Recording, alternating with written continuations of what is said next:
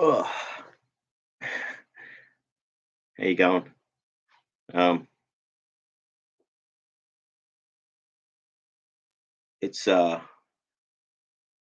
6 o'clock in the evening here, and I actually slept all day long because I'm doing the all night work stuff. So you can probably see how tired I am.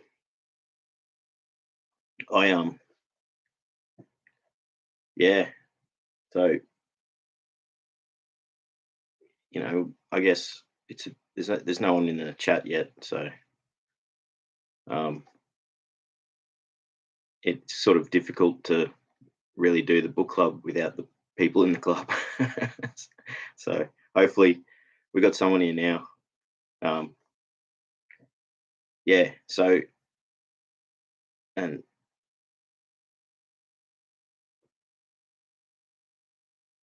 so we started a book club, and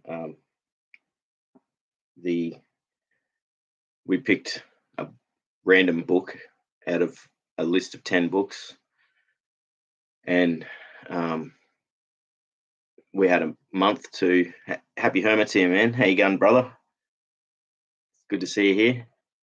So I know you would have read the book Happy Hermit. Um, yeah, I think so. I know. I reckon chapter by chapter. Like I didn't really write down some synopsis or anything. Um, but I figured like we could just go through it chapter by chapter, and also talk about characters. Um, yeah, I guess we can sort of do it however you think as well. Like, um, yeah, it was such a good book for starters. Like, even got shivers just thinking of it. Um, so it's such a like what I read about um, Murakami is he said he wanted to write an adventure, and the book it really is an adventure. It's like it really takes you through this person's period of life where all of these things happen, and Happy Hermit says, no, I mean reading it, lol. I don't remember any of the streams for the book club yet besides this one. Oh no. So you haven't read the book. It's that's a pity, man. It's that's a pity because then I don't know how we're going to do that because you're going to get spoilers for the whole book. Um, maybe we can somehow talk about it without talking about the actual storyline. I don't know. Um, but I mean, all I wrote down was the characters, the central characters, and then we could talk about them because they're very. The thing about the book is there's not a lot of characters, so you really get to know each person, and there's a bit of distance between everyone, in the sense that you get to spend a bit of time with each character, and then they disappear. Like the chapters go back and forth. Oh no, Happy Hermits is not done with it. I know how we're going. I didn't know how we were doing it. Yeah, neither did I actually. I probably should have done more practice or thought about it.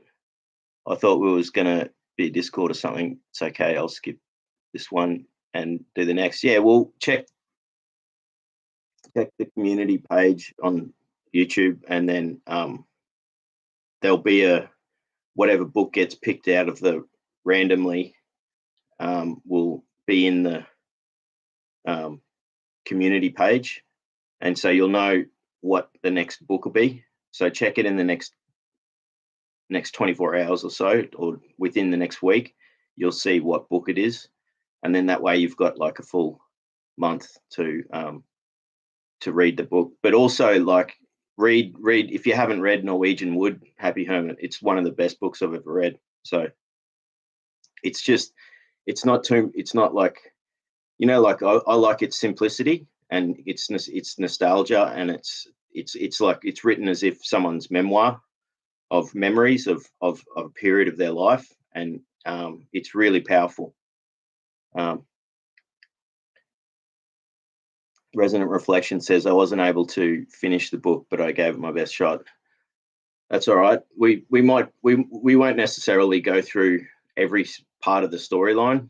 So it gives you an opportunity to finish it without spoilers or anything. Although that might be difficult because, it is a story that progressively has. You almost finished it, so we can at least talk about the main body of the book anyway, and I don't know. So it's, essentially it's like I was going to just bring up the book and then flick through chapters and sort of. I've got on Wikipedia. There's quotes from the book as well. That's another thing. There's some really magical moments in it, and that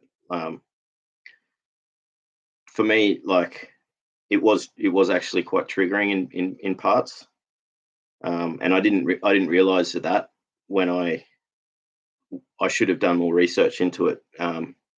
So I hope it didn't cause anyone to get upset reading it. I think it deals with sensitive topics in a really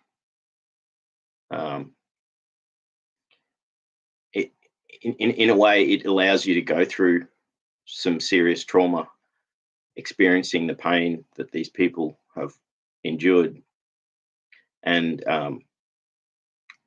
some of the characters, the pain has been for a long time, and when you really look at each character in the book, each character has got a wound or multiple wounds, and they're all working through them, and there is a lot of resolution to things.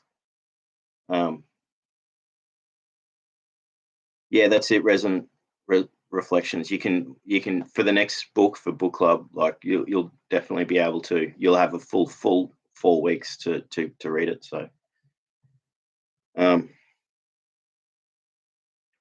So I found, like, even from the very beginning, it was, especially that first chapter. Like, if we want to go through, maybe start with the chapters, and we won't necessarily go through the whole book, but we can talk about parts of the stories. And the very first chapter is so descriptive and so dreamlike, and it sort of takes you. It sort of starts off with you, like he's in the aeroplane and he hears the sound of the song, and then suddenly you're transported to this magical forest, and you don't know where it is, and it, and it's this conversation. Uh, the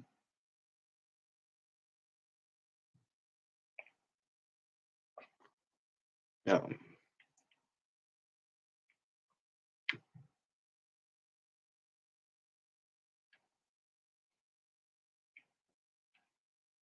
yeah, that first chapter, it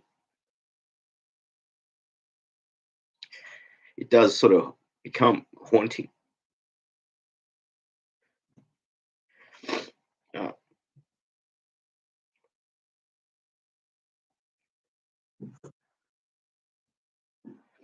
sorry, it's that's it. It's such a powerful book. Like, um,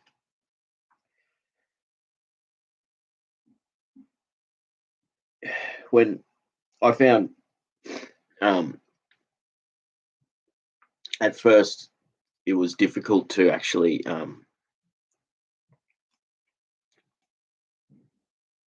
read and get the flow happening because it was so descriptive, and it was almost like, because you didn't know what was happening, you just know that there were this couple walking through a forest, and they're talking about these wells that this mystical story of a well that anyone could fall into, and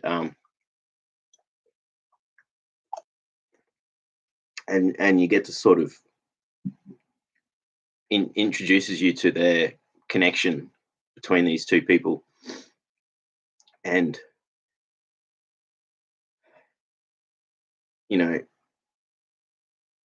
it really takes you to this place. There's something, this writer is really good at descriptive and leaving out enough information so that you're not actually over here. People say he describes to really great detail. This is the only book I've read of his, but I think he describes enough to fully paint a picture. So, that very first chapter, it really, I just could visualize this place where they were, and it was very dreamlike and mystery-like, and it was almost like it was his memory, and but at the same time, it was like you were there. And then, that's what moved me just before when I found it hard to talk, is because that first chapter really does, in a beautiful way, also haunt you later.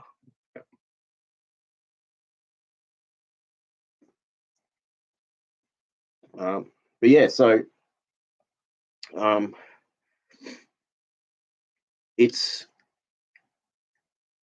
think it's a really powerful book. You start off basic glitches here. How you going, basic glitch? We're talking about Norwegian Wood. So if you haven't read it, I'm going to try and talk about it without too many spoilers, but we're sort of going to have to. That first chapter is, it's like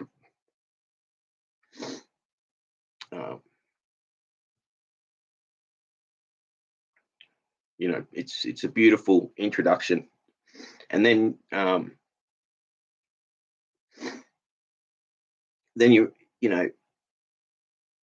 the structure of the book, I think, is really really powerful too. Like it goes. How you going, Michaela? It goes through each chapter, sort of has a section, and there's a few short chapters, but it's like each chapter goes through and has a certain period of time, and then it jumps to the next part, and it is sequential. There's no real sort of there within the chapters. There's a lot of jumping back and forth in time, a lot of that, but the actual story itself progresses in a linear fashion, and so you do feel like it as it's happening. As you're reading through the book, you really feel like that you have a sense of the time, the period of time, like the seasons changing, and like the months roll by, and the semester for the university and all this sort of stuff. So I don't know really what to do except maybe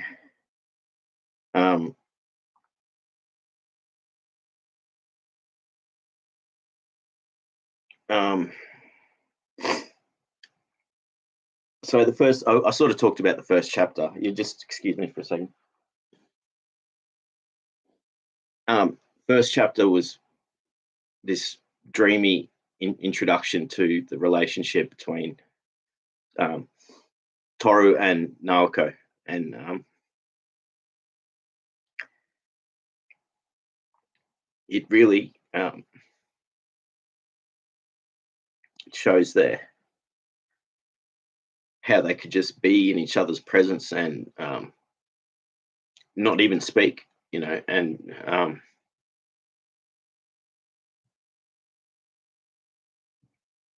that reflects within their relationship as you get to know them as characters more.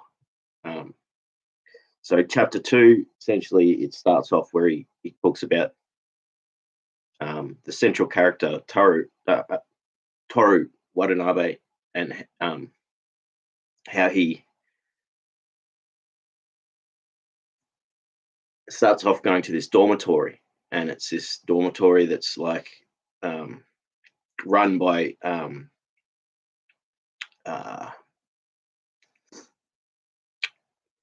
very rigid group of people, um, and so he's out of place because he's apolitical himself. And you get to know the characters of uh, his people of the dorm. So that's when you get introduced to Stormtrooper, which is um, this the comic element, I guess, to the story. And so each time a character gets introduced, you really sort of get to know them um, without having extended dialogues. It's only really the central characters where you have extended dialogues between people. Um, and Stormtrooper is almost like this character that is then later in the book used as a way to talk about things without it gives them something to talk about, and they make fun of Stormtrooper. So it's like a comic element, and because he's different, he stutters, and so Toru himself is comes from a working class background, and he's it's cheaper for him to go to a dormitory, and so he's gone from this life to of just finishing high school, and then what you find out throughout the book is he himself is going through a lot of pain, and the two central characters besides Toru are Naoko and Midori, and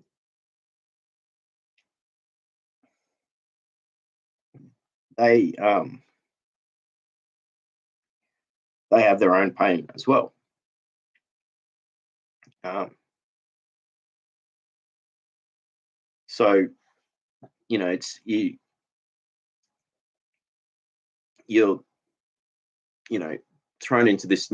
He's thrown into this new world of being in a dormitory and having to follow the rigid rules and the strange, peculiar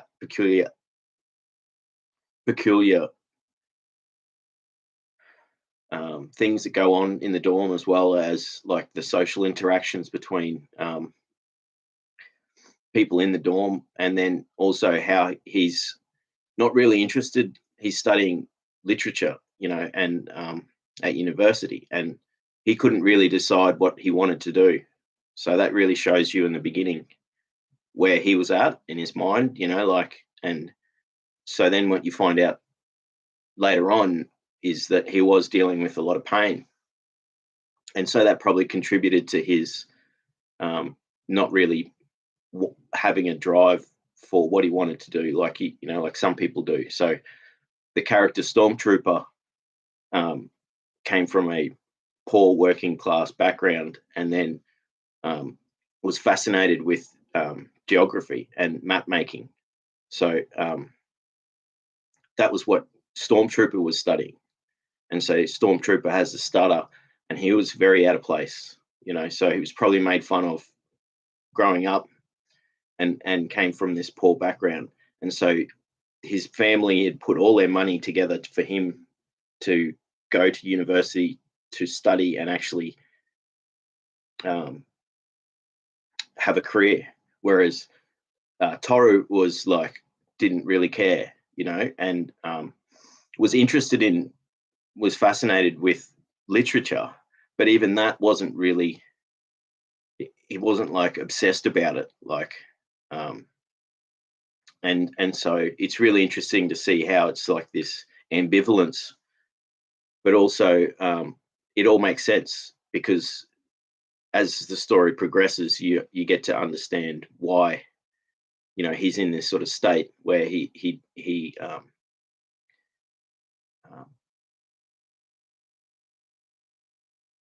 he doesn't have a passion or a drive for life. He's interested in life, but he doesn't sort of he experiences it, and he does his things, like he goes to class, he does his assignments, and he is reading, and so that's how you're introduced to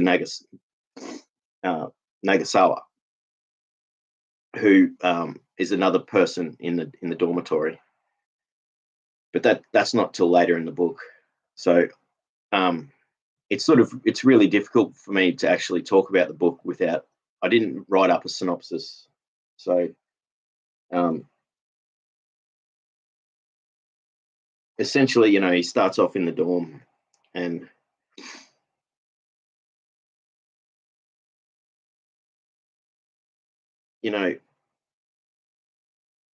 what happens is he runs into Naoko, which is a girl that he grew up with, and that she happened to be in the same city, Tokyo. So they both moved to this city, and so that starts the relationship between Toru and Naoko, where they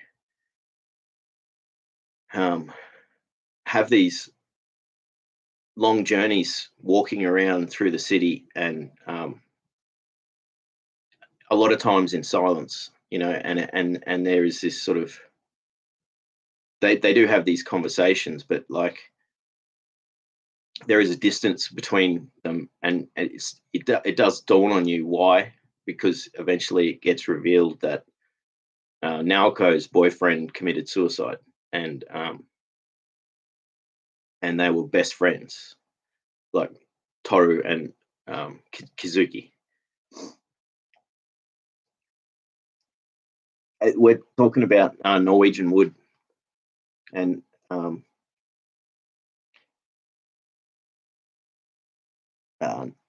Norre, Norse, Norse. Sorry, I'm having troubles reading at the moment. So it's, yeah, Murakami, yeah, Norwegian Wood. Nos, yeah, okay, we'll call you Nos. So yeah, so like Toru's at this university, doesn't really care too much about the course he's doing, and there's all this strange stuff going on in the dormitory, that like just the behaviors of people, and then he runs into Naoko, which is they spend time with each other, and they go on these sort of dates where they're not really in a relationship, but there is a connection, and then it as soon as you find out what happened with Kazuki, and it really dawns on you the pain that these two characters have got, and so it really is such a powerful book in the way that it just takes you along this journey and then introduces you to these things, and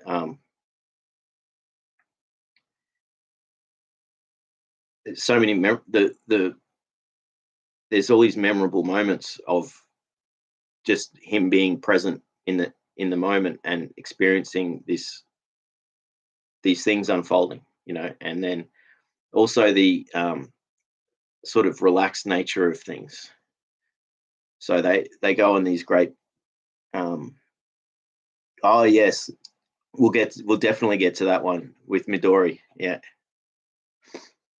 That's so memorable. That definitely. So I really should have prepared better with notes. And like,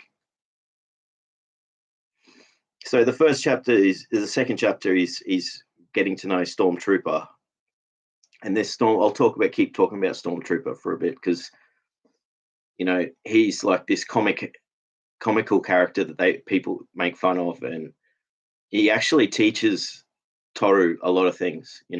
He's very different. Like, he's obsessive about cleaning, and eventually that um, is something that he learns about, you know, himself, and um, so the people in the dormitory make fun of this guy because he's different, and he wants to, he's obsessed with maps, and he has this goal to have a career, and then you also have Toru who's doesn't really care so much, and then so when they're going through um, the university year, you sort of you get to sort of see how, like, he's participating in studying, but he really is distant, and it all makes sense. Is that he's going through this massive period of change in his life. So it was so great for him to run into Naoko and for them to spend time with each other. And then, um, you know, so there is a bit of discussion with Naoko and Toru about what they've gone through in losing their friend, and and it's clearly really painful for both of them, but they manage to I guess the time they spend together is their way of remembering their friend, but not also at the same time they're not focusing on it. They're sort of just doing things together, and so they go on these walks throughout the city, and that's really, beautiful that they have these moments together, and you sort of, you can see and sense this connection between the two, but how distant they are at the same time. Um, so yeah, I like, it's really hard to talk about this book because I just keep thinking about it, and I keep having these. It takes you to these places, So those walks that they did through walking throughout the city and just wandering, um, are such memorable things, and that's why I was talking about how that first chapter of them doing the same thing in a forest was such a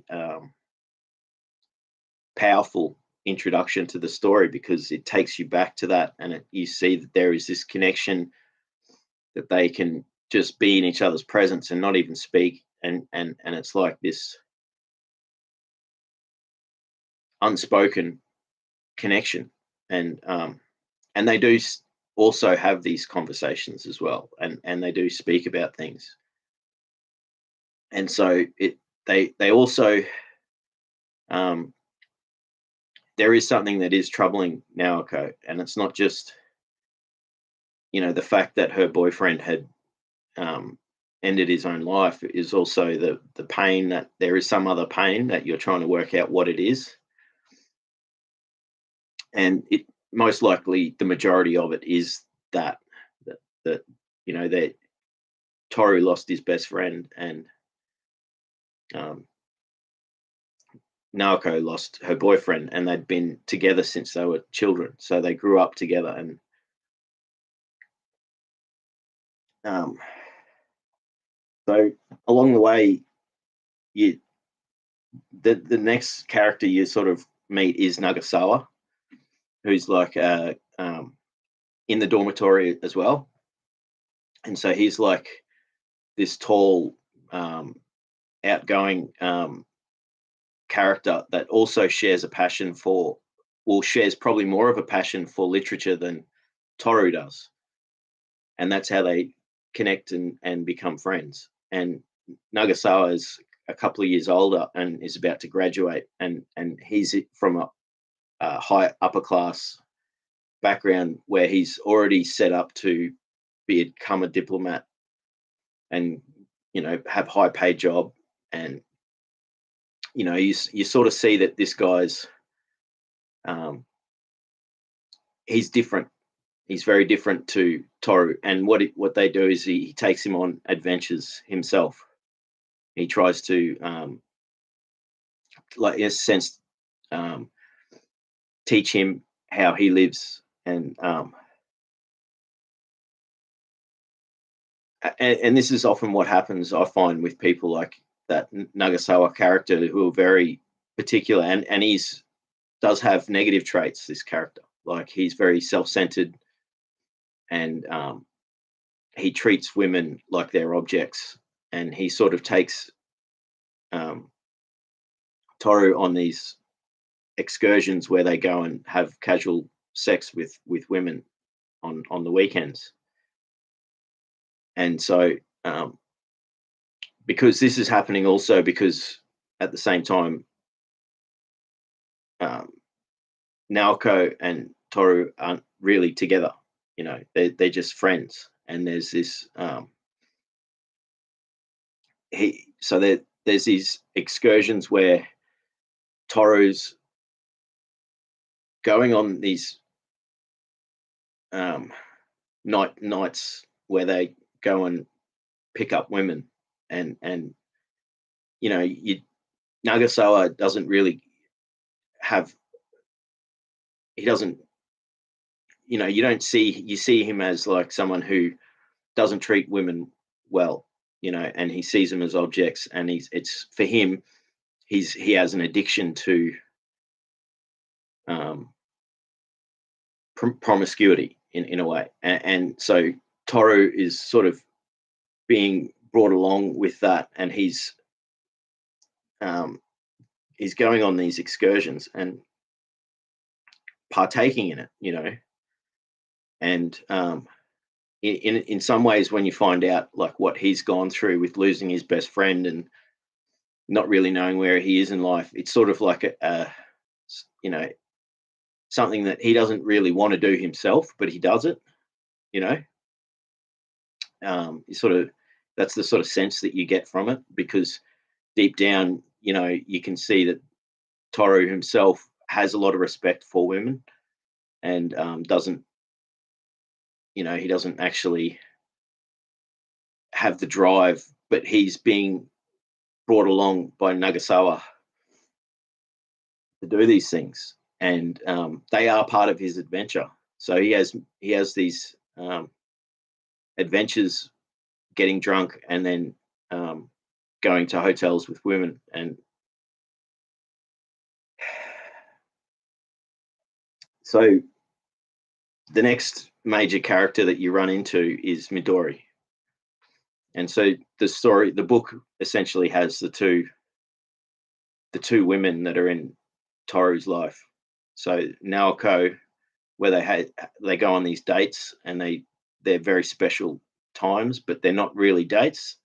They're more spending time with each other, and they're sort of they do get close, but there's this distance. And then similar thing, he runs into Midori, and um, she's very different. Like the two characters are very different, but they both have this very strong heart and energy about them. And there is a mystery about Midori, and she's very open and stuff. And even when they first meet, it's like she's drawn to him, in this cafe, and it turns out they're doing the same college course, and so there's this sort of relationship that sort of starts between them.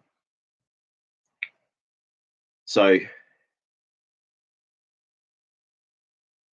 I'm not going through chapter by chapter, so I could get things mixed up, but basically there's just, even though it seems like there's not much going on, there's so much going on. And once you realize, this it was only they'd only just lost their friend Kizuki, which is such a big shock for Naoko and for Toru. And so Midori comes into the picture, and she's very mysterious. She's just cut her hair all different and cut her hair short, and she's hanging out with a group of socialites, and it's quite interesting, the conversation they have about how she sees through the fakeness of these people that are her social group, and that she tried to go along with these people to these events, social group events, where they are very extreme in their beliefs, that and how she could see through it, and was upset by the fact that they claim to be one thing and then they just do another, so they're all about treating equality and all that, but then they end up treating women badly, expecting them to do work. And then another aspect is how you have to read the literature. So it's like dogmatic, like a religion or a cult. It's essentially she could see through the fakeness, and she could tell it was like a cult that and that she sort of just stepped back from it. She still kept her friends. She didn't just like leave them, like, but she was her own person, so she still was different, but she didn't go the whole way with it all because she could see through it. And that's another aspect to what happens in the storyline is that this is set at I think 1969 or 1970, in that year. And in Japan, there was a lot of student protests and things like that, and so that's included in the storyline. And that so Midori is aligned with the radicals, but she sees that the radicals themselves are fake and false. Like they claim one thing and do another. So she really sort of shows that she's more her own person, and the two characters of Naoko and Midori aren't polar opposites. But they are sort of very juxtaposed but they both have a strong heart, So Naoko has lost her boyfriend, which they were together for almost their whole lives, and so she is not available, and so the relationship there is more this connection of compassion between the two.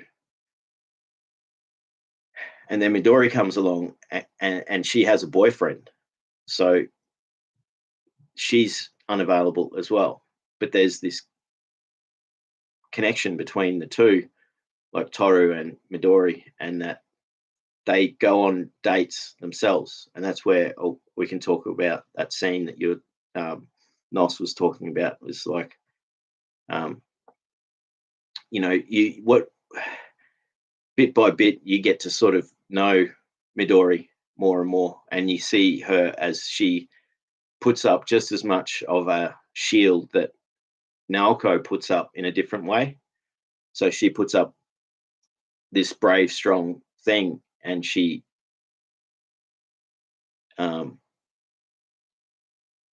they spend time with each other, and so there's this beautiful experience. He finds out that her parents run a bookstore, and he goes to the shop to have lunch there, and she makes lunch for him, and they have this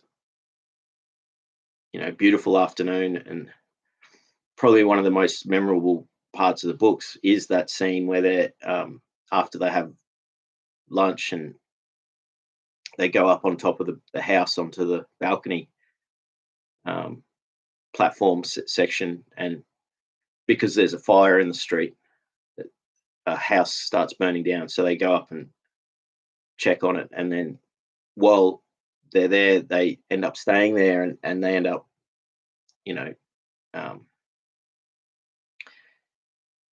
they almost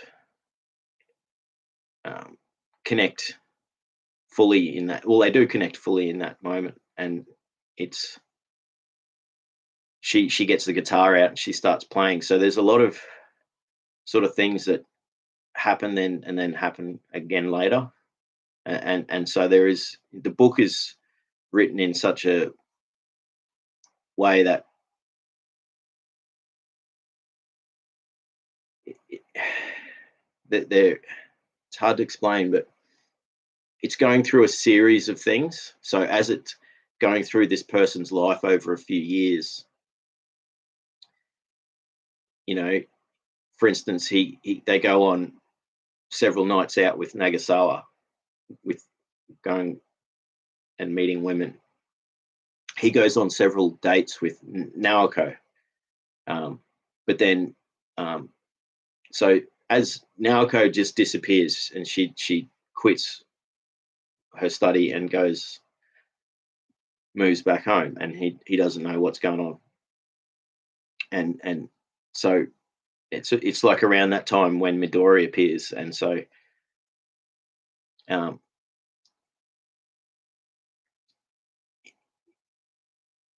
it's like these things happen at the right time for him. Like when one thing disappears, another thing appears. But then Midori's unavailable. She's very mysterious, and so she has a boyfriend, and this is something that I sort of thought of with the book, is that you find out that um, she tells a lie to Toru about her father, saying that he'd gone to Uruguay and after the mother passed. So every character in this book has got a lot of pain, and you can see how Midori's putting on a brave. She's very outward and outgoing and strong, and she's loud in a way, but she's also reserved at the same time. So you really get to know the characters, and so um, it turns out that Midori was lying about her father, and that he was actually dying in a hospital, and that Midori had been looking after him and going to the hospital many days a week, sharing the responsibilities with her sister, Momoko. And her sister was running the shop, and the bookshop. And so it's you know all of the aspects to this story are so there's so much interesting things. Like it is a pleasure to read, and I found that I would read one or two chapters at a time, and I'd want to read more, but I'd have to say no, stop, wait. Otherwise, I'd read it too quickly, and because it is over a period of time, like it gave me an opportunity to reflect on the section I just read, and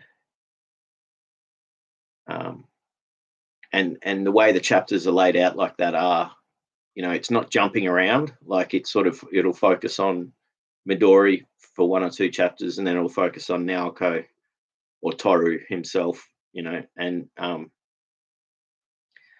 I know it sounds like I'm jumping all around the place, but I'm trying to, without doing a chapter by chapter synopsis or talking about it, I just want to maybe talk about the memorable parts, and that whole hospital scene where Toru finds out that Midori had lied about her father, and so this leads me to suspect, and it's never said in the book,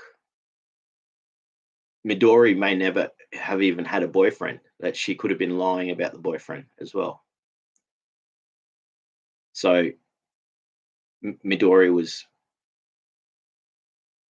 keeping a distance from Toru by saying that she had a boyfriend. So it meant that they could still go on dates, but it had to be purely platonic. And it really sort of shows her character, that she was really testing him out to see how he was. So that's just my opinion, is that maybe that it could be that she never really had a boyfriend at all in the book. So that was another lie that Midori had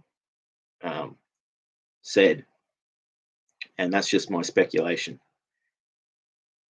But so it turned out that Midori's father is dying, and he spends a day at the hospital looking after the father, and it shows the compassion that Midori has for her father and her situation. And you've already learnt by that stage that her mother had passed and had already just gone through cancer. So every character in this book has got a lot of pain and a lot of anguish from the past. And just a second. So you really do feel for them. Like with Midori, you can tell why she is the way she is, and that she's such an interesting character, and the fact that Toru's going on these expeditions with Nagasawa and having casual sex with women, he doesn't necessarily have this sort of need or want to go further with either Naoko or Midori. It's like he's being sort of fulfilled in that way, and maybe that allows him to not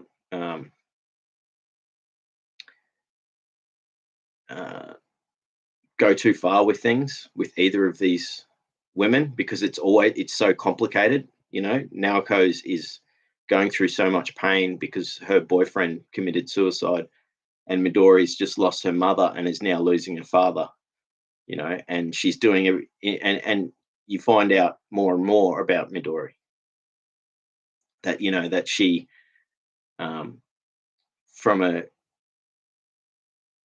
there was abandonment issues, or she had to step up and become the parent at a point, and that's why you find out she's really good at cooking, and it's because she taught herself how to be an amazing cook, because she got sick of the food, because everyone else was too preoccupied. So she learned how to cook, and she bought a cookbook, and then she studied it, and she this is an amazing, she was talked about how she sacrificed the money she would spend on buying a new bra, so that she could buy a pan to cook. So that was her passion, was to actually learn, teach herself, and have something, and so you really get to know she's such a strong person, and she's very outgoing as well, like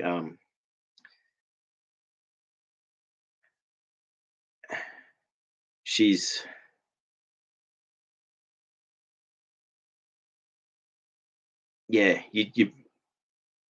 you really get to know these characters, and even though you get to know them, in a way that they are distant, because there's a degree of unavailable access towards them, and that's happens with the two main women in Toru's life.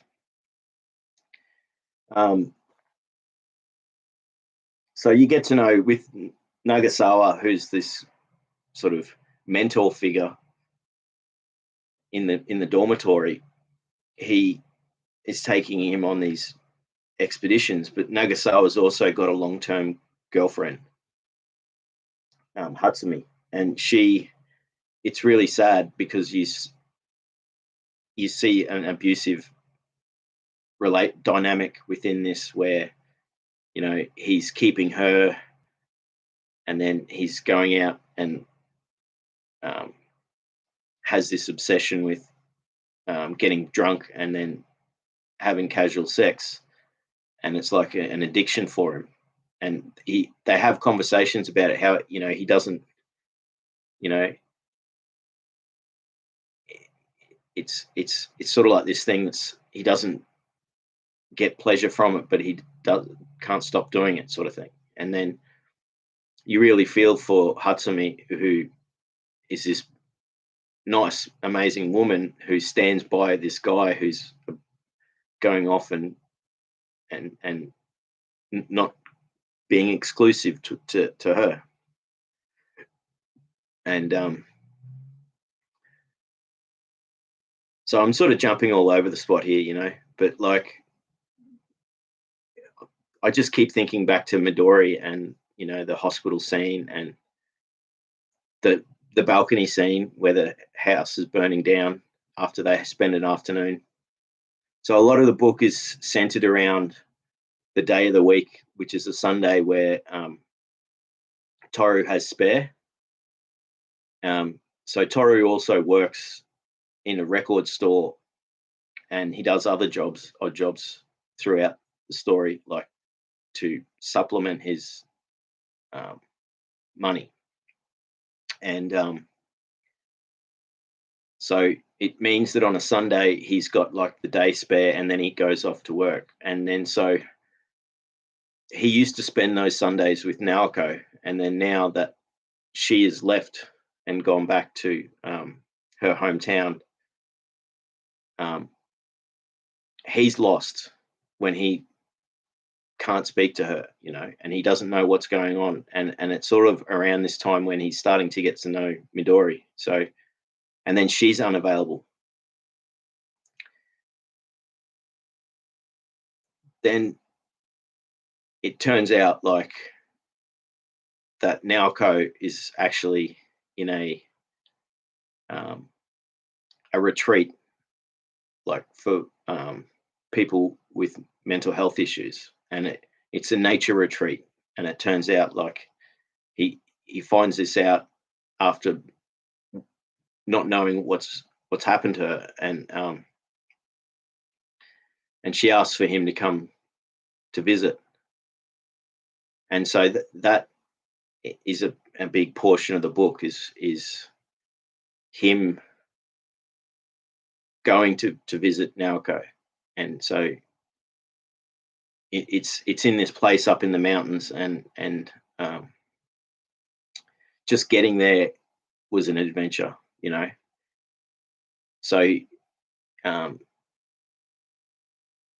so he goes and visits, and this place is really interesting. Like he's first introduced to Reiko, who is introduced as a doctor, and it turns out that she's a patient.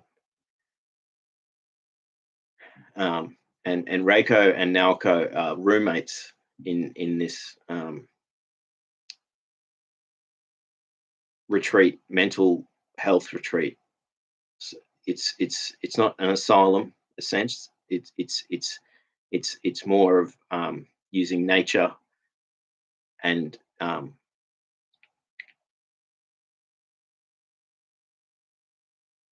treating people in a way so that they can re-enter society when they're ready.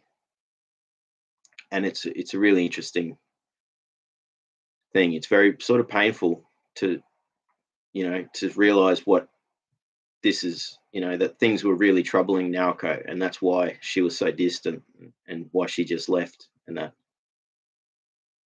And so Toru takes this journey to go visit for a few days, and he's first introduced to Reiko, who's this older woman who she she's another amazing, interesting character that has mystery about her, and very memorable. And that Reiko and Naoko are very close, and that they're roommates in this institution, and it's one of the rules for Toru to be able to go there was he had to. She always had to be present, so that they weren't allowed to be alone together, but he could come and visit and stay with them. And it sounds like a really positive place, as far as health retreat, mental health retreats, asylums. It's not an asylum in a sense. It's like a place that just gives people space, and they do activities in order to go through healing process, and that's what you find out in the visits that he has. So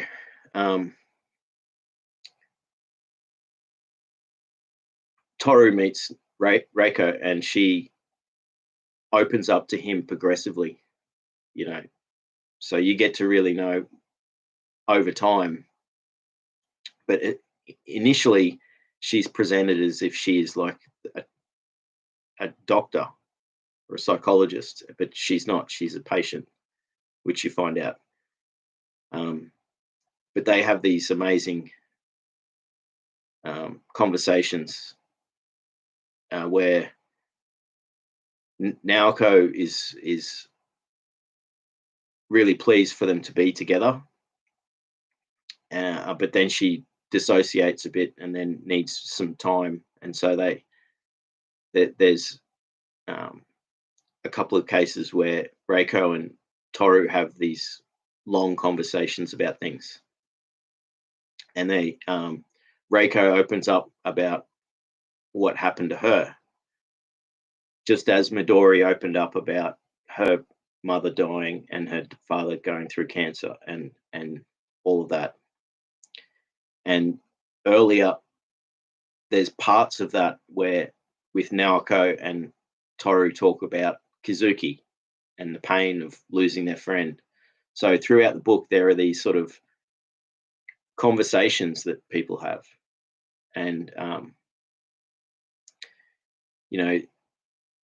Reiko opens up over time, so that she doesn't initially tell him the whole story, and then eventually she tells him a very painful experience that she went through, which destroyed her life and caused her to withdraw completely from society. And that's a very painful thing for her, and you can really see why she had to leave, and it is really, really sad. Like, she had to leave her whole life behind because she had had her life ruined by someone. And just talking about this book, and I'm sort of just jumping around through bits, but that those conversations with Reiko and Toru are very memorable, and especially when she opens up and she's essentially shares her trauma with him, and really explains why she's there, and that she had been there for a couple of years, and that she had to leave her daughter with her husband. She had to leave her family, and it was, she could not, her husband tried to keep things going. It was like, we'll move to a new city, but essentially what happened to Reiko was she had been put through, it's hard to describe, but she had been essentially framed for a horrible act by a psychopath, narcissist, pathological liar, and she explains how painful this was for her as a traumatic experience. And it broke her on many levels. And she also, initially she opens up about how she was destined to be a famous concert pianist, and she started getting failure, twitching in her hand, and it meant that she couldn't play anymore. So that in itself is something that can break someone, like is having, this thing that is meant to be your future, and then it changes all of a sudden. And then, so she lost her ability to her passion for music, and what you find with when you're introduced to Reiko and at the asylum or the institution was that she plays guitar for them, so she still plays her music, and she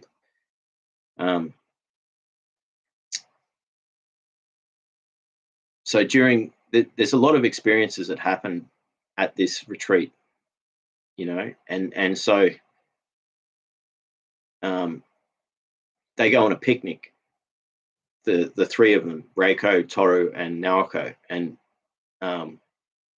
they go for a wander through the forest, and essentially this is where the first chapter of the book is, and it takes you there.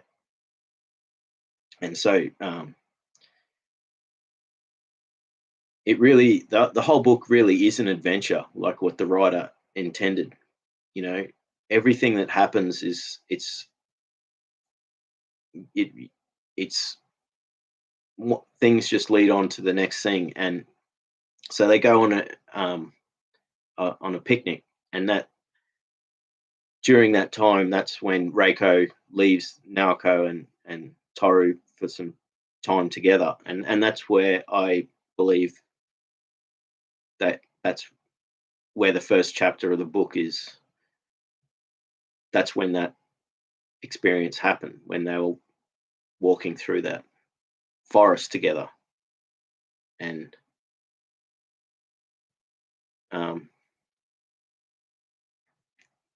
I mean, even just the small characters that you meet along the way. So when they go on this picnic, on the way, they stop off at a shop stall, and they're in the middle of the mountains. So this place, and they meet the young woman that's running the shop, and they have have refreshments, and even this experience at the cafe shop general store type thing is memorable. And then they go on this picnic afternoon. They have Naoko and I mean, there's so much I'm leaving out here because there's so much in the story. It's so much happens, right? And I've just jumped too far. I didn't write down synopsis, chapter by chapter stuff, but I probably should have.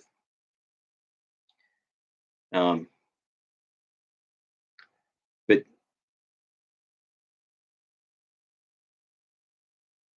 essentially, I have to go back. Is that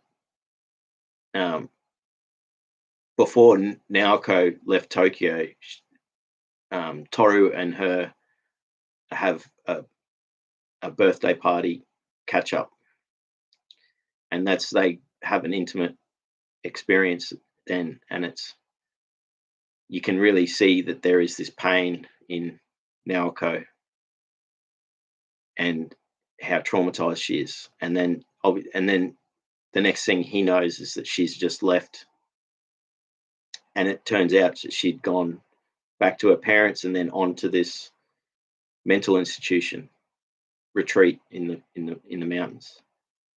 So he goes to visit her, and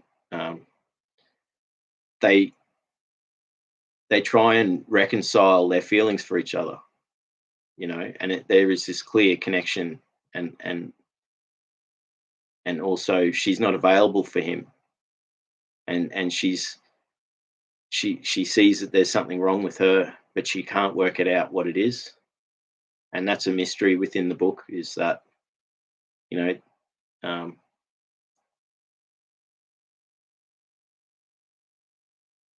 she'd lost her best friend and her partner, when she was 19 years old, when Kizuki um, ended his own life. So she has this immense amount of pain that, essentially is there. But she also has this love for Toru, you know, and then they don't know how to reconcile that, and that she just keeps saying that, she's got to get better first, or something, and then he doesn't abandon her. So there is a lot of pain. MJG's here. You go, mate. I'm sort of having, I sort of, I guess I'm letting it happen free form, jumping around through the book, although I should try and go through in a linear fashion, but I have missed stuff.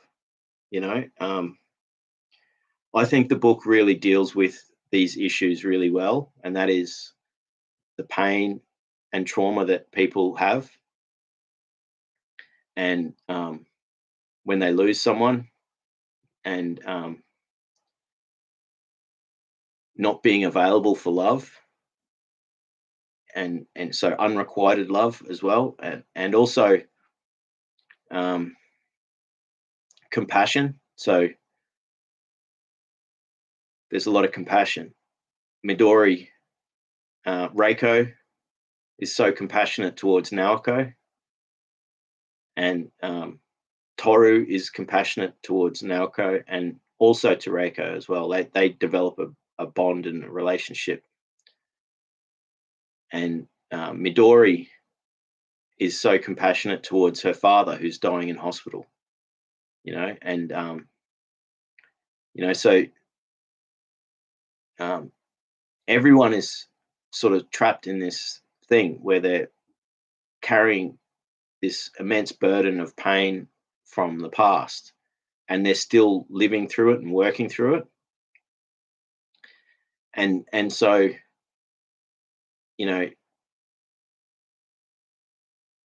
they're also, all of them are still doing things, so Naoko is really, when Toru meets her at the retreat in the mountains, he's amazed at how beautiful she is, and how she's healthy. So this retreat does all nature therapy. They have a garden, they have animals, and they look after the animals, and they look after the plants, and they grow the food that they eat. So she's eating really healthy food. It's that this retreat is a great model for helping people with severe mental anguish. So that the time that that he's there is really memorable, as far as not only for Toru, like, as to be experiencing what their life is like, but it's also um,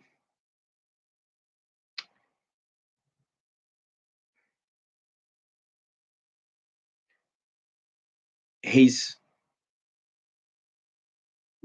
I guess he reflects in his own time everything that's going on in his life. So when he returns back to study, things are different for him, and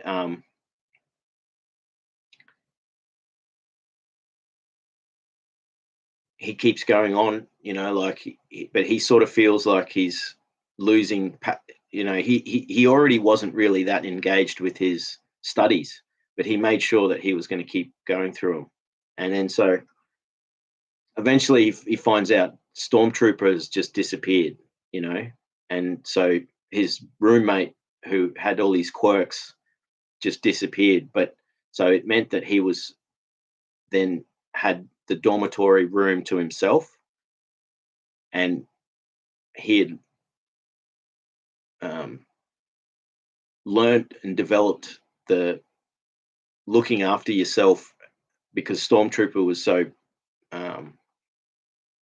a clean freak, like always wanting to make sure everything was perfect. He had learnt that through Stormtrooper, and he wondered what. So that's another mystery in the book, Stormtrooper just disappeared. Whatever happened to him? And Stormtrooper was this little like character that Toru, when he wrote letters to Naoko in the retreat, would talk about Stormtrooper. So like they wanted to, he was this funny character that they talked about, because he was so peculiar. And you really do feel empathy towards this character of Stormtrooper being this person who's out of place, and people make fun of him, but he's not afraid to be himself, like he does his thing. But then suddenly one day he disappears, and that's the same thing as what happened after that birthday night with Naoko and Toru, where they become intimate. She disappears, and he doesn't, it's left a lot of pain for Toru, because he feels like he hurt her in that, and then it's not the case. It's because she's still messed up because Kazuki ended his life. I mean, this book is profound. There's so much in it, really. Like, I'm going to read it again soon, probably. Maybe not straight away, but before the end of the year, I think I'll read it again. Like,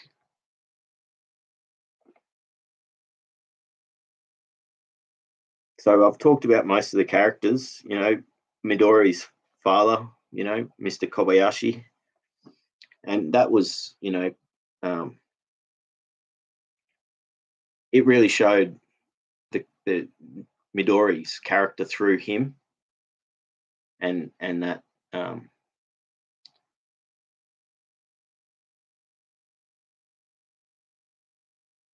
even the way that it was, like the confusion that happens between the sisters, Midori and her sister Momoko, because they're sharing the looking after the father, and they don't agree on everything, and so it's interesting. Like, they make a point of, like, she brings, like, she's like, why did she bring cucumbers? This is ridiculous. But then Midori leaves the room, and then Toru, like, is hungry, he starts eating it, and then he says, so do you want some, to the father? And the guy can't speak, he's dying, but he sort of nods, yeah. So he gets some seaweed and wraps it, breaks some up, dips it in the soy, and gives it to the father. So he gets to have this moment with Mr. Kobayashi, and that was, there's a lot of real deep emotion and moments in this book. So I'll jump back to the retreat. The time that Toru spends there with Naoko and Reiko is very memorable, and especially the night. There's a few experiences at nighttime, and they celebrate one night with the music. So Reiko's playing guitar, and that's the moment in the book where, um, among other things, she plays. Um, I haven't read any other Murakami, but I am now after reading this book for sure. Um, so she plays Norwegian Wood, and it's like, first thing I did was like, go to YouTube and listen to it, and it's like, the top comment on the thing was like, "Who else is here?" Because of Murakami, and it's like, me. It was like, yeah, that's good to know, because yeah, and I know some of, his other books are quite long, so Norwegian Wood's like not such a super long book. Um, so for me, the this book really does talk about pain and trauma and agony, and it does have a lot of joy in it as well, and it has joy in simple things. Um, it has a lot of reflection, because there's a lot of, um, there's the mystery of, um, people being in and out of contact. So Naoko disappears, and he doesn't know what's going on, and also Stormtrooper disappears. He never knows what happened to Stormtrooper.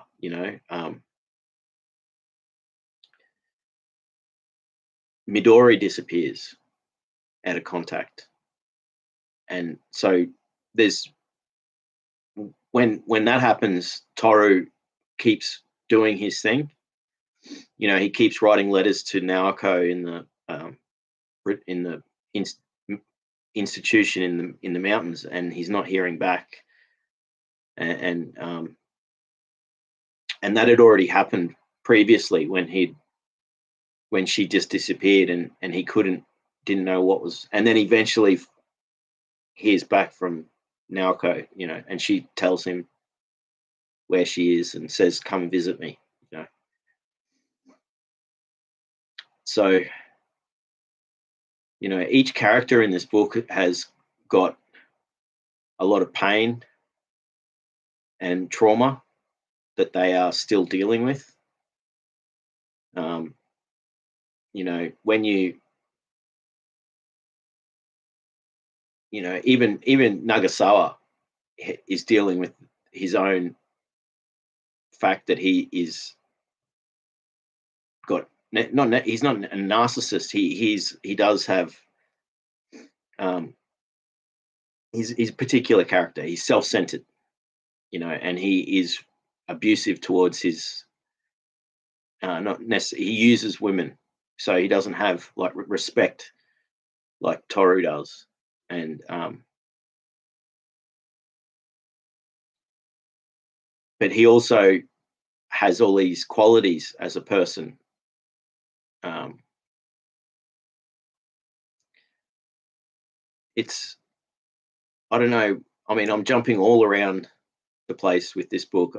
Anyone who's listening, obviously, you hopefully read it, and so it doesn't matter so much, that I'm like, talking about plot points and things, but everything in the book is so memorable.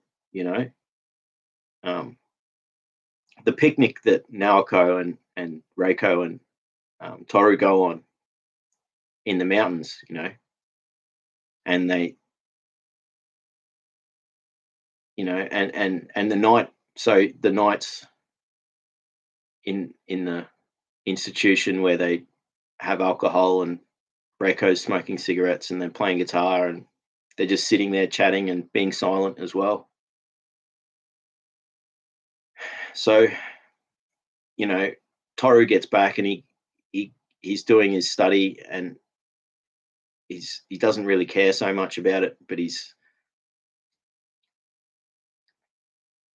he also has the problem now with Midori being distant, and this is where I think that maybe my suspicion is that she never had a boyfriend, that she was just, because she had lied about her father, so that leads you to believe that maybe she lied about having a boyfriend, and that was her way of testing out Toru and keeping him at a distance without going further. And so Midori herself has this very outgoing nature.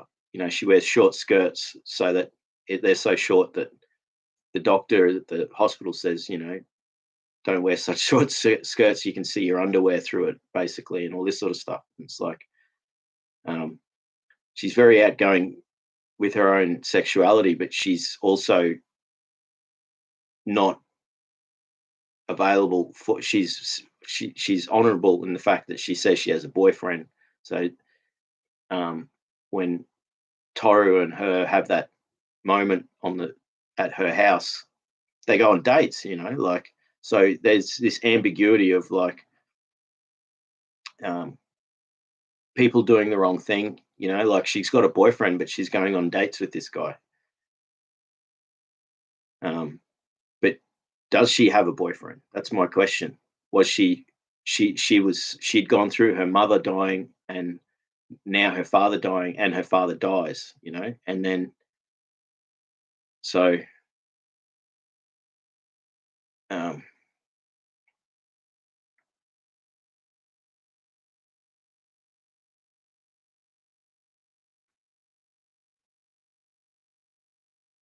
um, everyone in the book has got so much pain.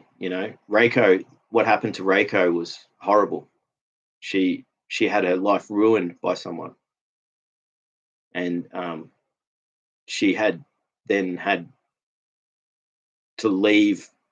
It ruined her whole life and her family, and so she'd been in this institution for years, and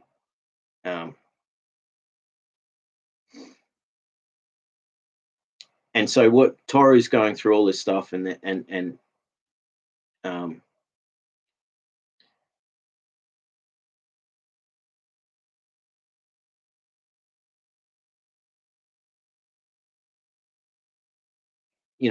don't really want to go. I don't want to tell the end of the story because obviously not everyone's finished the book. I know Resonant Reflections hasn't finished the book. But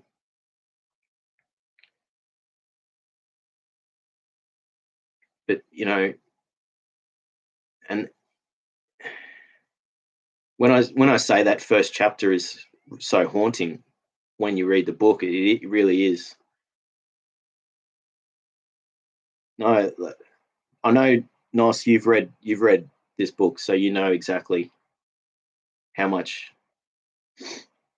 like the two characters of the Naoko and Midori are, they're just, you really feel you can feel their heart, and you can feel how they're both carrying this pain, but they're both carrying different pain, and they're both, but um,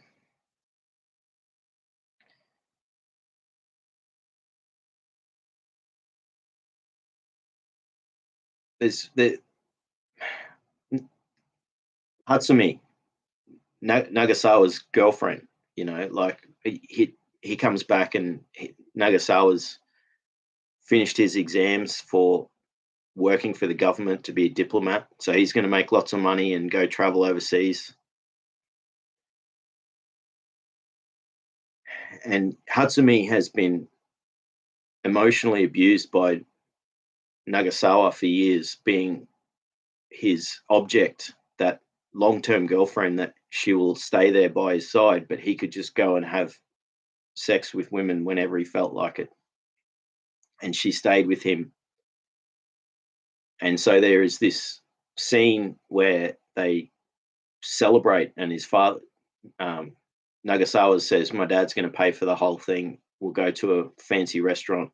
He wanted Toru to come along, and you really get to see the narcissistic side of Nagasawa at that time, and you see the pain that Hatsumi has endured in this relationship. So Hatsumi, like, doesn't get much time in the book. You know, you really like Reiko is much more of a central character than Hatsumi. But Hatsumi, really, you'd get to know how much pain she's gone through and how much of a special person she is. You know, and then you know that there's this the impending doom for her, because she's sacrificed her own life for this guy who just goes off and has sex with women all the time, and then knows that she's always going to be there. So this is like an abusive relationship that she allows herself to go, but she also stands up for herself. So when they have this um, dinner at a restaurant, um, Nagasawa acts like an asshole, and she really says, "This is it. I'm leaving. Let's go." And so they, he went too far, and then so Toru and Hatsumi go, instead of going back home, they go off and get drunk together. And that's another thing that happens in the book. Is there's a lot of drinking and getting drunk. Midori and Toru go get drunk, and it really shows her character. But this, I'll go back to like the restaurant scene, and that really shows how much pain Hatsumi has from allowing herself to be stuck in this abusive relationship for so long, and that and how it affected. Because what happened is that as soon as Nagasawa, becomes a diplomat or works for the government, he's off working somewhere else, and she knew that their relationship was going to end there, and she also knew that he was not going to stop doing what he was going to do. He was just always going to keep having promiscuous sex and be not exclusive towards her. So she would have to live with that fact, And so they have this argument in the restaurant, and it's one of those situations where it's, when you have the three people, especially where you have the couple and you're the third person, and so Toru's the third person, so it's very uncomfortable, and that's why they go off and get drunk afterwards, and then he goes back to Hatsumi's apartment, and they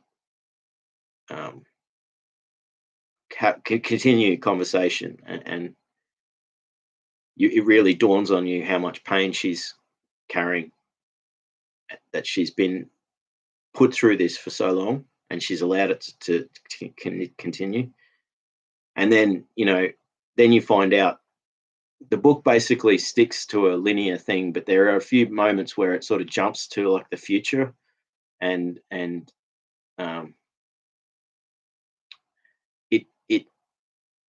it turns out that Hatsumi, she moves overseas, and then she commits suicide herself, which is, it's very painful. And then you realize how much pain this woman has endured, being used as like the long-term girlfriend that will be there, but is happy to take this abuse from this narcissist. this friendly narcissist, Nagasawa, who is very self-centered and is has a lot of good traits and qualities, but also has these faults where he hurts people around him. And this led Hatsumi to be in so much pain that, you know,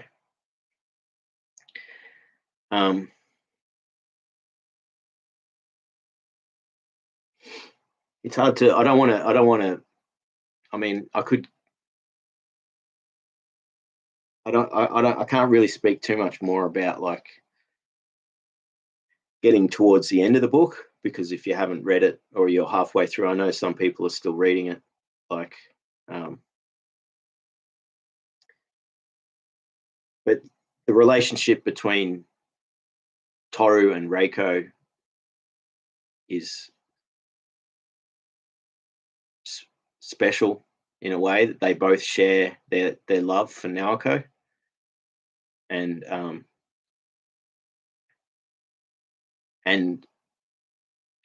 everyone, all the central characters essentially are carrying trauma and still processing trauma and living through it. Naoko has all this, she's progressed living in this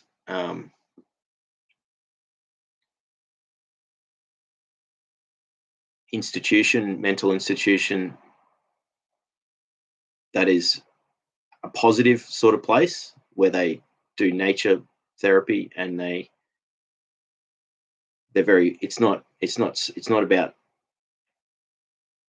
it sounds like this place was an amazing place, and they talk about how it was founded, you know, like they say how initially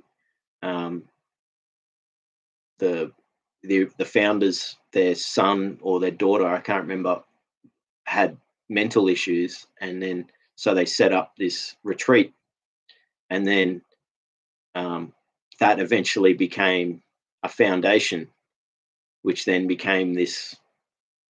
So it's essentially, you know, and because this story is set at, you know, late 60s, 70s, you know, this was sort of groundbreaking retreat mental health care at the time, like when you think about it. And also it, you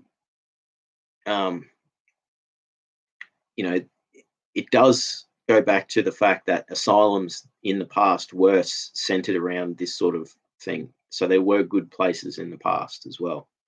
So it's not like it was necessarily a new idea. It was just that they were doing this right, you know. They're giving people space, and people could just stay there as long as they needed until they could re-enter society. And so Reiko had been there for many years, and she said she didn't know how long she would be there for. So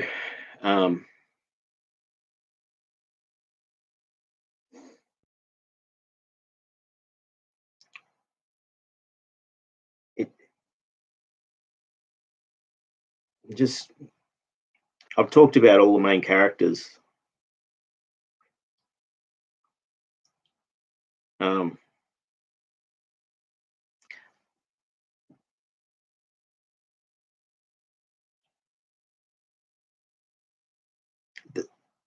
I can't really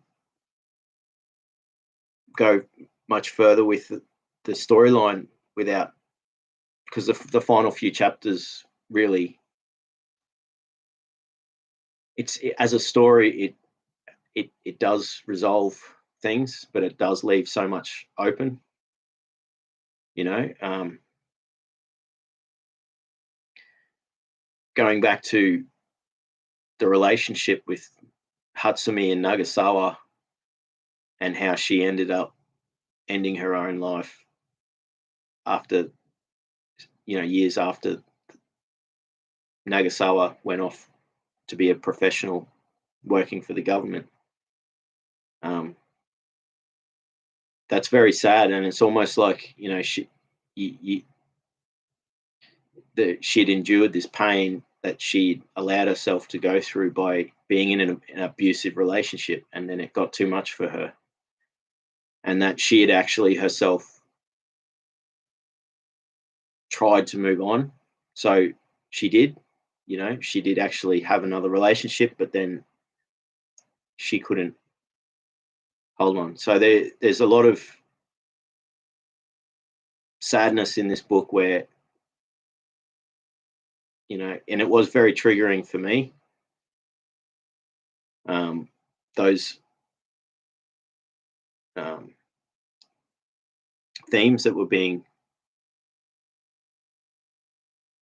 um, dealt with in the book,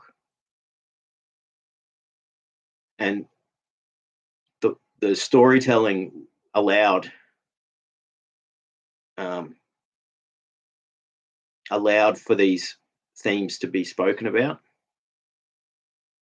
So in the beginning, when it's introduced to you, you can understand Naoko's pain, that she had suddenly lost her boyfriend, and they go into, and this is in chapter 2 or 3.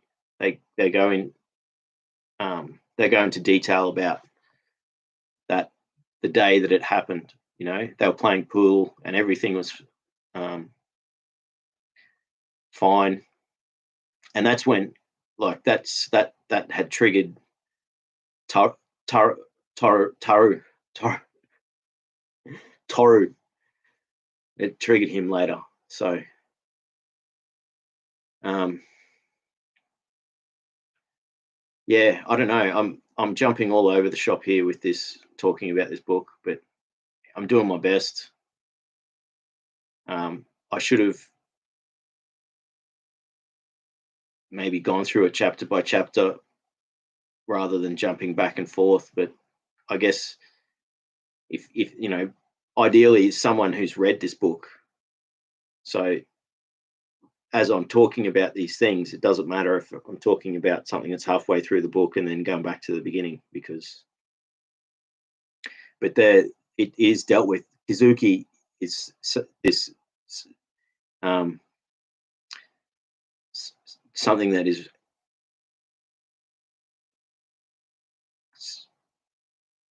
it weighs heavily on Naoko and Toru, um, and it's something that they talk about, but then they don't talk about, and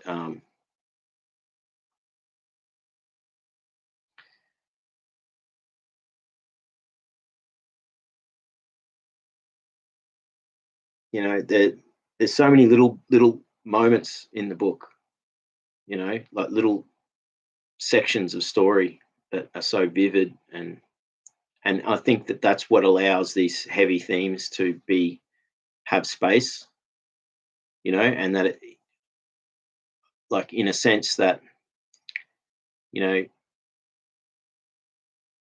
he like, while, for instance, when, like, there's a lot of waiting to find out, and wondering, like, what happened to Naoko when she disappeared, what happened to Stormtrooper, and he keeps working, and he keeps doing his stuff, and there's a scene, where he's doing his laundry on the Sunday, and you know he's on the top of the roof again. So that there's a lot of these things that sort of connect back to other parts in the book. So there's the scene with Midori on the top of a roof, and they're watching the fire, and then there's the scene where Toru's doing his laundry, and he had a firefly which he released from a jar, and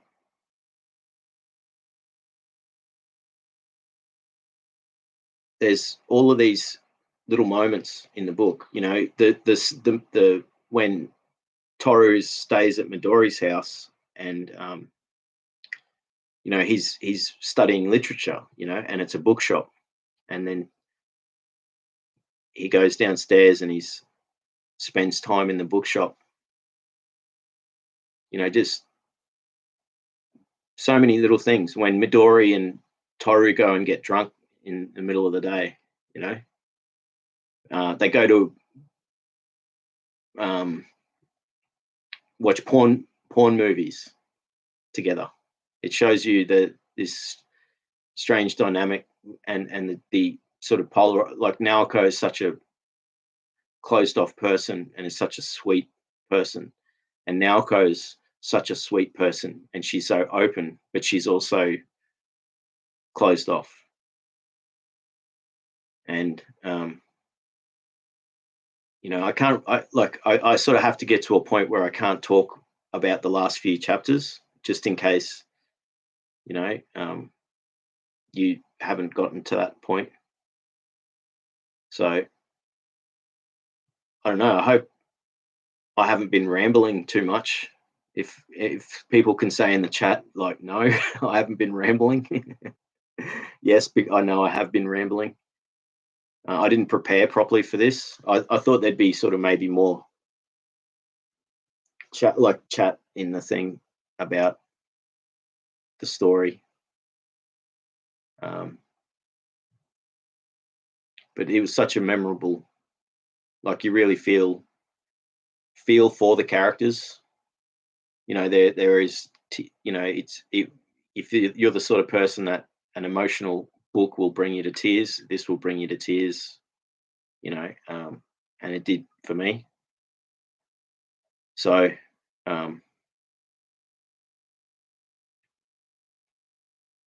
like, it's such a. I actually want to read the book again now. There are very poetic things within it. So there's this amazing slow progression of things where he's talking about just basic living life, like doing things, and then there are these very poetic moments. When Midori and Toru are, like, on a date, even though they're not actual dates, because she's got a boyfriend apparently, and he's honoring that, like that they, she's wanting confirmation from him and he can't give it to her, but he's dealing with the pain he has with being in love with Naoko. So in a sense, he's in love with both of these women. And and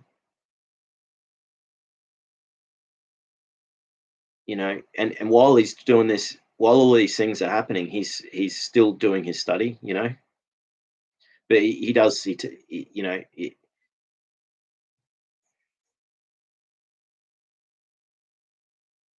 there's just so much, so much pain in this book, but it's dealt with in a way that is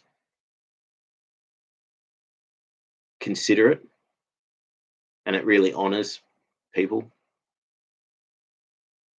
So I can't tell you what happens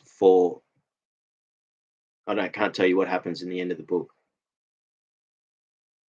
But there's resolution to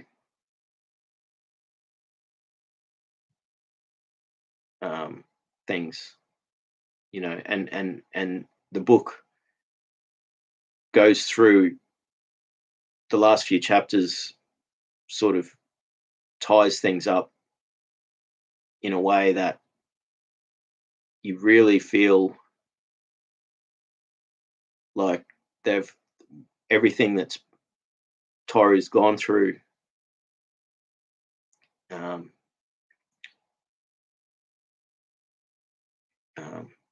is not in vain, in a sense. Like, it's not wasted, but you do really feel the pain, and it really does go through the pain. and there is sad resolution for some of the characters in the book, that it doesn't end up okay for them. And then there's also good resolution for some of the characters in the book. So there's a balance in that, you know.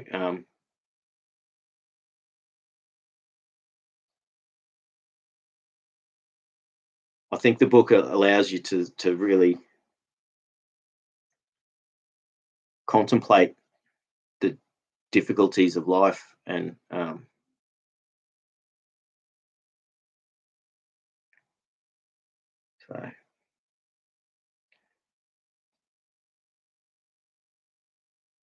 Nos says, yeah, Norwegian Wood is a great starting point.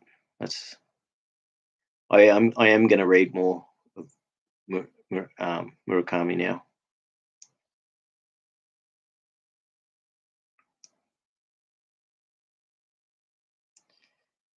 Nos, if you're still here, I don't know. Like, I just read your comment. How would you interpret that ending? I would interpret. I don't. Well, it's hard to say. I don't want to. I interpret it as a optimistic, in a way, that there was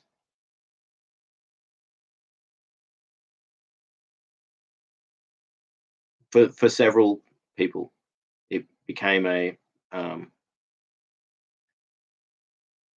so when Reiko visits Toru when he's living in this little house, that was, and then she's got a future where she's decided to start her life again. And the very end of the book, is, to me, it leaves things open and uncertain, but I don't think it is. I think it's basically confirming that things resolve in that way, and it's unfortunate that what happened to get to that point, and that there was that Toru in himself was being honorable to both of these women. He wasn't leading either of them on, and he was giving both of them equal time, and I think also that sort of reflected in the opposites in the Nagasawa, and how he was, and how the effect that had on Hatsumi. And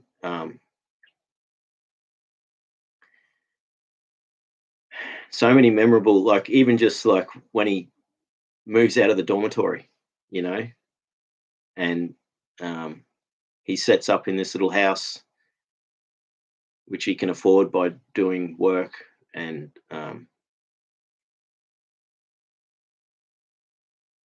the time he spent wandering, just living like a homeless man. That scene where he's sitting by the beach, and a fisherman, I think it's a fisherman, he comes and gives him food.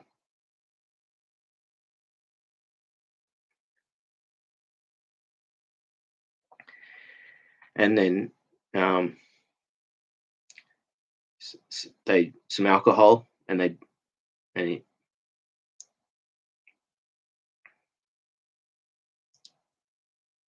fisherman knew that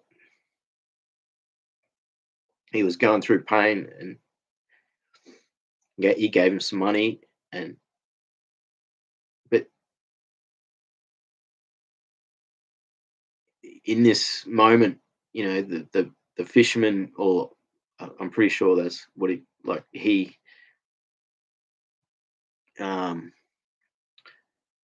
told of the pain that he'd gone through. And so, in a way, that's like a reflection of the whole book. Is like the whole book's letting go and sharing pain that is there and somehow resolving it. And in a sense, that wandering, when he was essentially became homeless and was wandering, he did not time disappeared, like, you know, and then eventually he comes back to gathering himself again. And then there's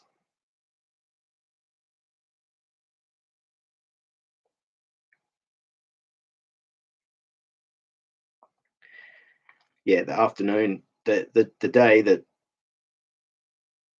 the time when Reiko comes and visits Toru is very special. And um,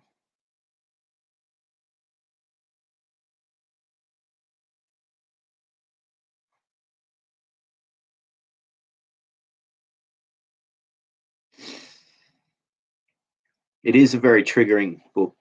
It's very painful, like, you know. So it's very been difficult for me to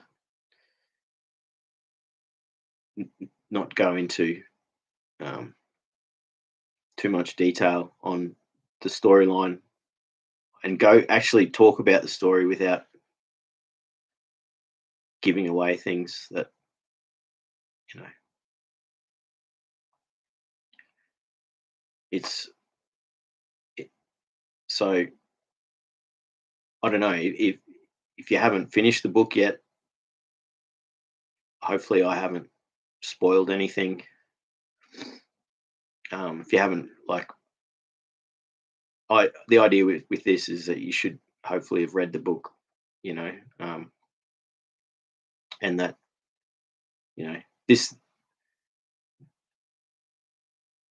this is the first time we've done the book club, so maybe next time I'll um, I will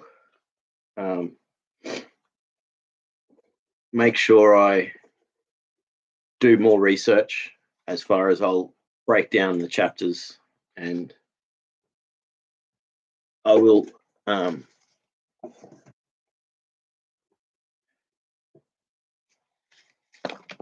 I'll I'll make it more structured and somehow time it in a way that we can have more of a chat about the book. Like, I've been essentially talking randomly about bits of it, so it didn't really. This was the first time. Okay, so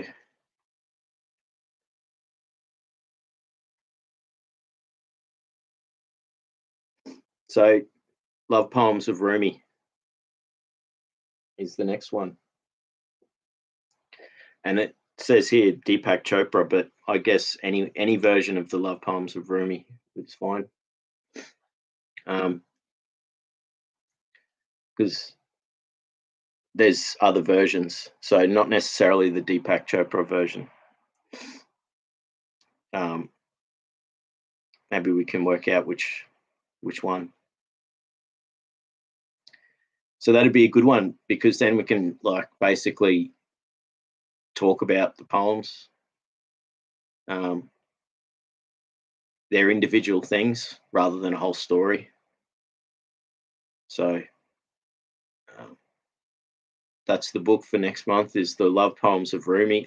What I'll do is I'll put it in the, because there's a couple of different publications of this, so maybe I'll find out which one's the right one, and then, so that we're all reading the same one, because they're translations, so they will be different. Thanks for being here. Like, I've had a great night. I hope I wasn't making sense in talking about all these things.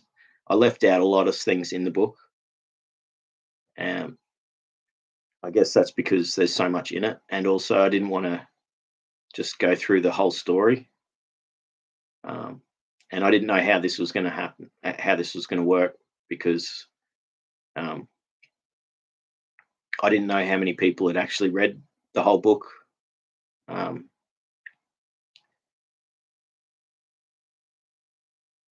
but it certainly left a lasting impression on me, this book, and I'll read it again soon. And I think it does deal with pain and trauma and loss, grief. Um, it also has themes of pragmatism and perseverance, self care, um, you know, growth, personal growth. People go through change. Um, it also has, you know, morals of boundaries and being good to each other, not hurting other people, and remorse, um, confusion. Um, but one thing I do feel that it was reflected throughout the book. It was essentially a lot of pain and trauma that is dealt with and shared, and um, not all of it was able to be dealt with, and that's painful. It is a very sad book in parts for what happens to some of the characters, and but it deals with it in a considerate way. So yeah, I don't know which version, not the Deepak Chopra version, maybe another version. I know there's several versions of it. Um, so I'll put that on the community page. Um,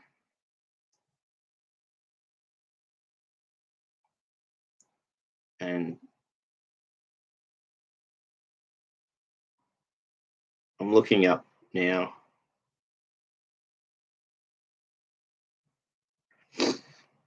Um, there on the Google Bookstore. There's like there's three versions of it. Now, one of them only costs $3.29. So maybe we just pick that one. It costs $3.29 for the book, and the Deepak Chopra version costs $15, and the Nadia Kahili version costs $30. So I think for the purpose of this book club, we pick the one that costs $3.29. And I mean, you should be able to. It should be something that you can get for free. But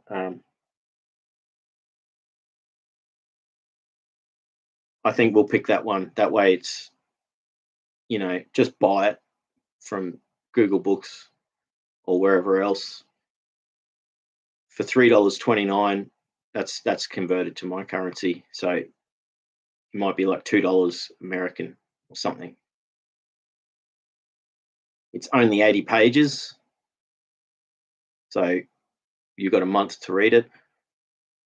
So um, I'll put that up on the community page. And if we're all reading the same one, that means that we can pick poems out of it and talk about particular poems, and it will make the next book club easier for me to do. Like, I can actually recite some of the poems, you know, um, and yeah, I'll end the stream here. But yeah, so it's not the Deepak Chopra version. It's this one's translated by Philip Dunn, but I'll put the details in the community page. It only costs like $3 something, and it's an 80-page book, easy for everyone to be able to get through in the next month. And maybe pick 5 of your favorite ones to say, or something. I don't know. We'll work it out. It's 80 pages. I'll be able to recite a whole bunch of them while we do the stream. So yeah, Instagram. Yeah, I we follow each other on Instagram now, MJG. Oh, your paintings are awesome, dude. It's The Love Poems of Rumi by Philip Dunn, translated by Philip Dunn. It's on Google. It's on Google Store, Play Store, for like $3. So, and it's by the Book Laboratory Incorporated. So it's a translation. There's several versions of this book because it's been translated by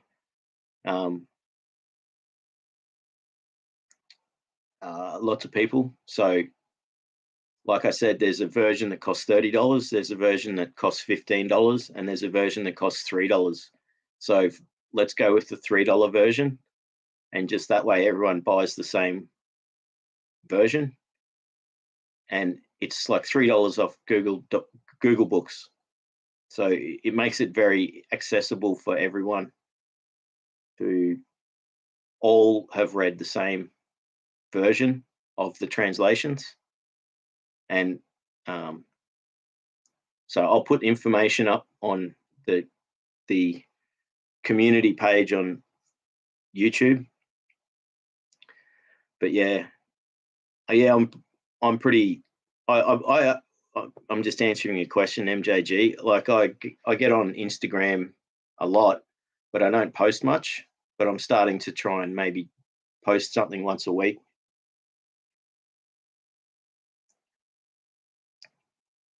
Yes, hopefully that's a good thing. Hopefully there's a trend. Your English is very good though, MJG. So if you have to read it in English, hopefully.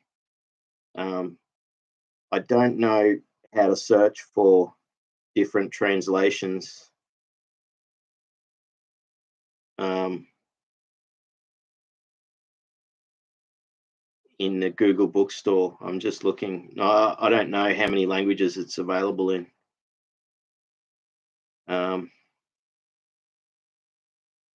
But it's a $3 ebook.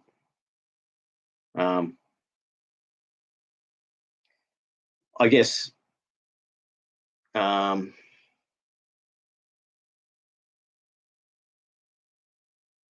guess we'll have to find out.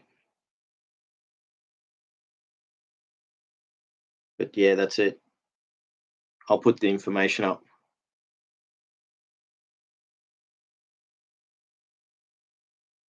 Yeah, there you go, mate. That's it. Go check your Instagram out. I put up a few photos recently. That's it. It's good to do that, man. Like I sort of use it as like I don't post much on Instagram, but when I do, it's like it's something that sort of means a lot with what I'm doing in life. I was on there years ago, and then I deleted my account, and I started up again. So yeah, man, get back on Instagram. You can send messages through that too, so we can keep in contact that way. I hope everyone's enjoyed. Like, there's 10 likes, so that means that people have enjoyed hearing me talk about the characters and the story. So difficult with this book. There's so many things. So MJG, did you end up reading Norwegian Wood? I'm not sure. Like, I don't know how many people actually read it. And I know that some people already have read it. That when we picked the book out, they were like, "Oh, that's a great. I love that book." So, oh, thank you, brother. If you haven't read Norwegian Wood, MJG, you have to read it. And I'm just going to see if they're.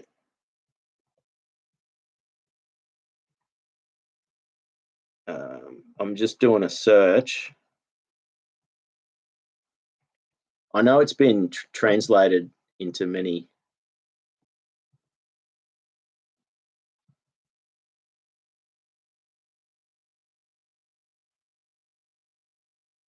I'm just looking.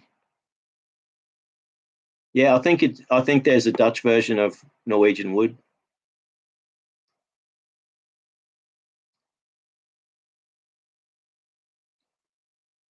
I'm pretty sure. Yeah, there is a Dutch edition. There's a Dutch edition. So if you want to read it in your own language, native language, then you can do that. So we've got our book club book for next month, and it's $3. So yeah, I think that's attainable. So yeah, you got to. There's a Dutch version of Norwegian Wood, so you got to read it. And you know, from what I've talked about today in this, I haven't given away too many spoilers, although I have sort of given away some spoilers, but like it won't wreck it. Like not having known. So yes, so you have read it, but you hadn't read it for a long time. So that's good. So there's nothing that it's not like you. So you do remember it, and it is one of those things. I look forward to reading it again already because to me it's such a powerful book and was so much emotion in it, and yeah. Thanks for being here, Like, um,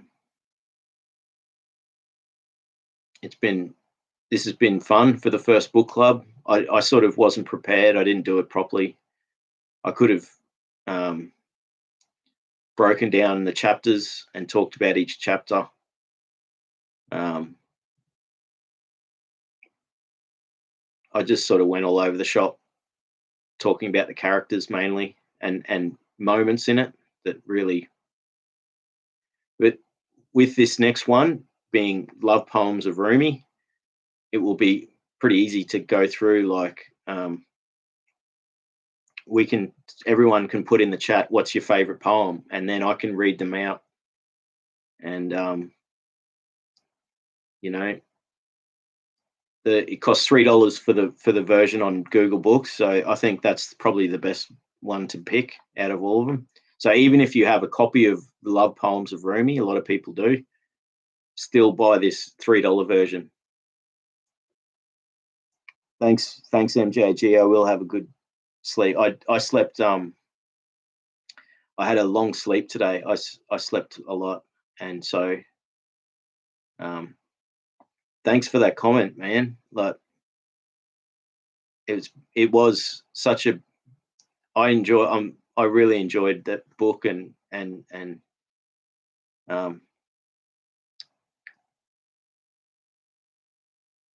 that's it. Thanks, brother. So that's it. We've got our book club for the next one. I'll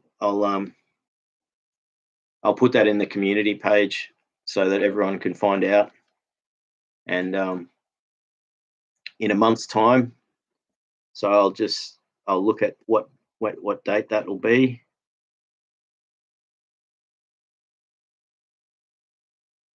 the 17th, Sunday, the 17th of November, will be when we talk about the love poems of Rumi.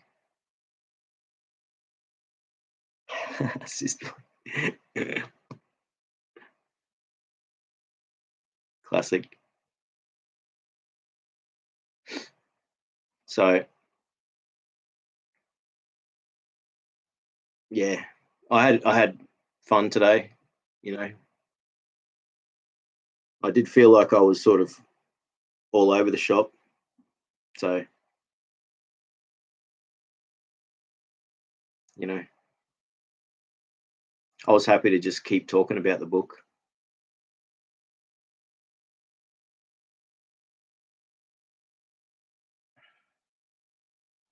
And yeah, I'll probably catch you later, MJG, and everyone else. Until next Sunday, I probably won't. I don't know. I might do a stream between now and then. We'll see how it goes. And I'll try and do more of that bushwalking, balancing stuff. So check it out when you see that. And thanks again, everyone.